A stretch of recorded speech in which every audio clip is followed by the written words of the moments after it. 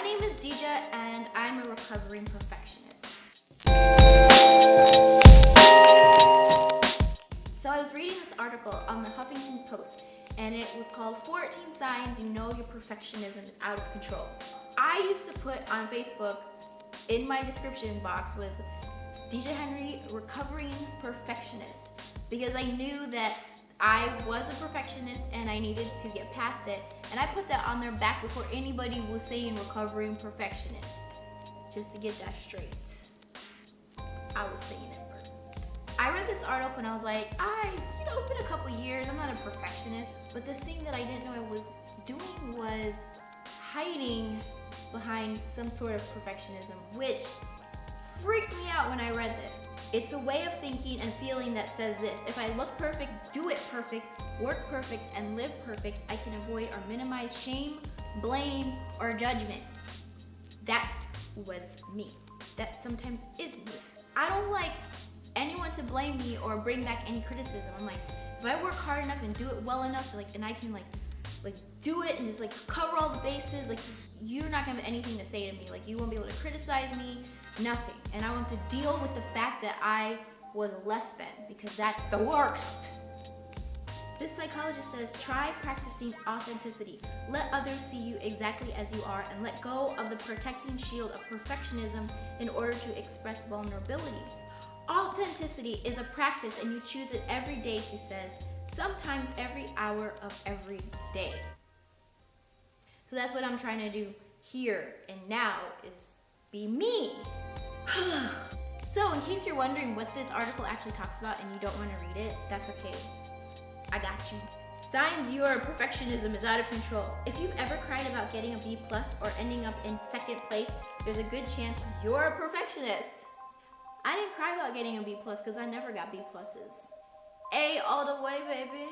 No, but for real, if it really bothers you to not be number one, this can be really hard in high school and junior high when things are competitive, and even college, but you just have to get to the point there's a bazillion people in this world. There's someone that's gonna be better off than you and worse off than you and smarter than you and not as smart as you. You just have to be okay with that, because what other people say about you does not actually define you, and what other people say about your intelligence does not actually define your intelligence. It's they have a measurement that they have to use because they have a ton of people in school, and they've created measurements, and if you don't fit in those measurements, then you could possibly think that you're dumb or something, but you're not, because you can't compare a fish and a whatever animal Einstein talked about.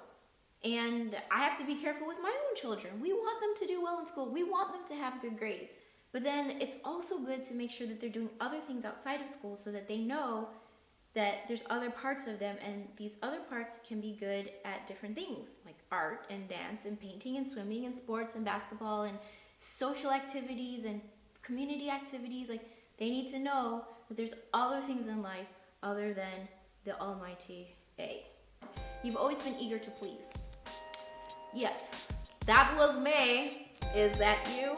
Do you love the idea of making someone happy, to please them, to do whatever you need to do to make them happy? That's normal. You want other people to feel happy, and you want to have been part of that happiness process.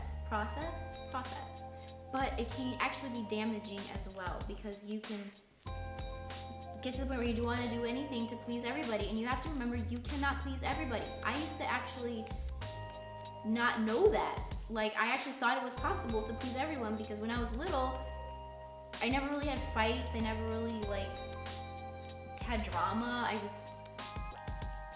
just went along in life just being nice to people, and I thought that was good enough. But then it got to the point when I was in junior high and high school, people didn't like me, and I was like, what did I do to you? I don't even know you. They were hating on me, and I was like, what the heck is this world about?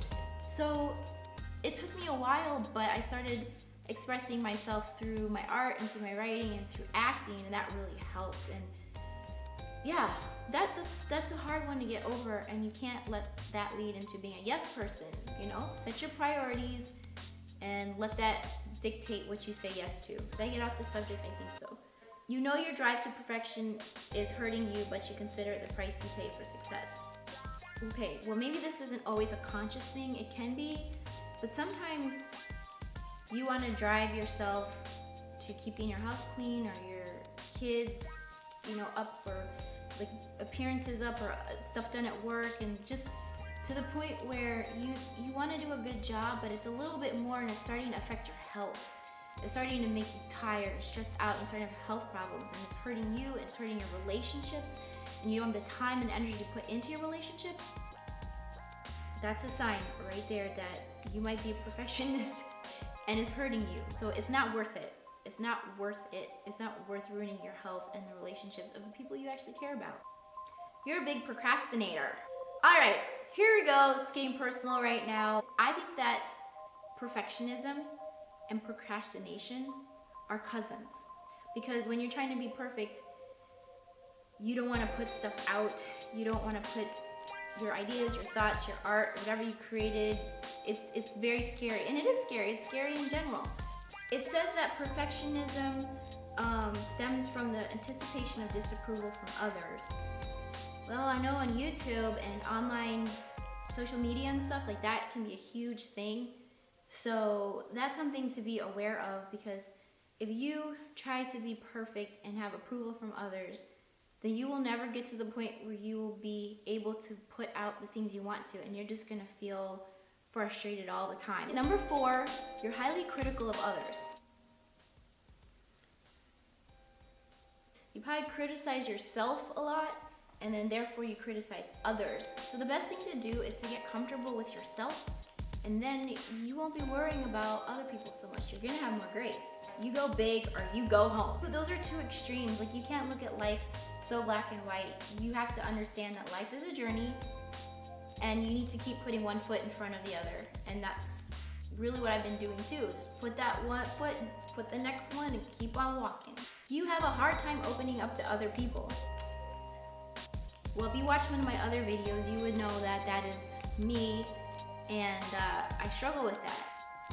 You can't open up to everybody, but you can choose the people in your life and have somebody to open up to. And that's okay, because they're gonna know who you are, and that's okay. And the scary thing is, like, you think if they know who I am, they're not gonna like me. But that's not true. And if someone doesn't like you when they find out who you are, then they're not worth having in your life. You know there's no reason to cry over spilt milk, but you do anyway. So something happens and it just like kills your self-esteem. I still struggle with that, especially when it comes to relationships. If they're not going smoothly and perfectly and there's a hiccup, and I just feel like my life is over. It's over. No, it's not over. Put one foot in front of the other, and if you have to apologize to someone for something, apologize or talk about it, whatever.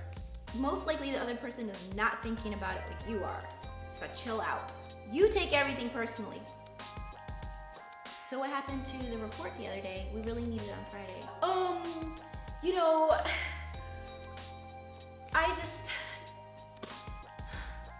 It's all my fault. Or, I don't know what you're talking about. I mean, we worked really hard on that report. I mean, I did all the research, I typed it up, it was in the right format, and we had it there. I don't know what's going on. I just don't. I don't.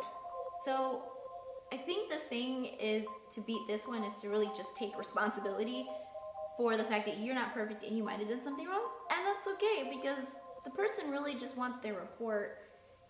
They don't really care about all that extra stuff. Number 9, you get really defensive when criticized.